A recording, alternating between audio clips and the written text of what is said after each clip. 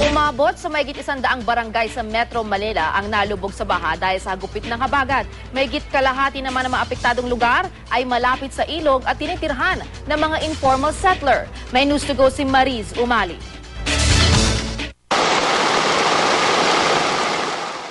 Tila isang naulit na bangungot halos 3 taon matapos ang bagyong Ondoy ang nangyaring pagbaha sa Metro Manila dahil sa hagupit ng habagat nitong Martes. Ang mga labis na apektado ang mahigit 50% ng mga barangay sa Malabon, Mandaluyong, Makati at Muntinlupa. Sa kabuuan, umabot sa 114 na barangay sa Metro Manila ang nalubog sa baha.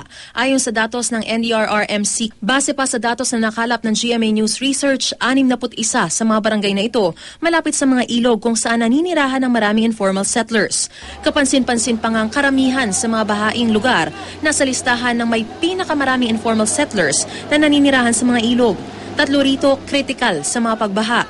Ang North Fairview sa Quezon City, Potrero at Tinajeros, Malabon. Ang mga ito malapit sa Tulyahan River na siyang sumasalo ng tubig kapag umapaw ang Lamesa Dam.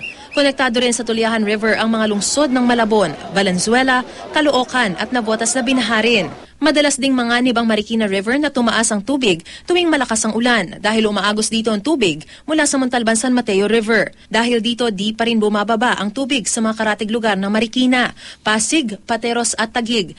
Base sa mapa ng Project NOAA, hindi rin nalalayo ang pagbahang naranasan ngayon sa dilubyo noong Setyembre 2009 nang humagupit ang bagyong Ondoy. Karamihan ng dinadaanan ng mga pangunahing ilog binaha, habang naging catch basin naman ang Marikina ng mga tubig na nagmumula sa Rizal. Mariz Umali, GMA News.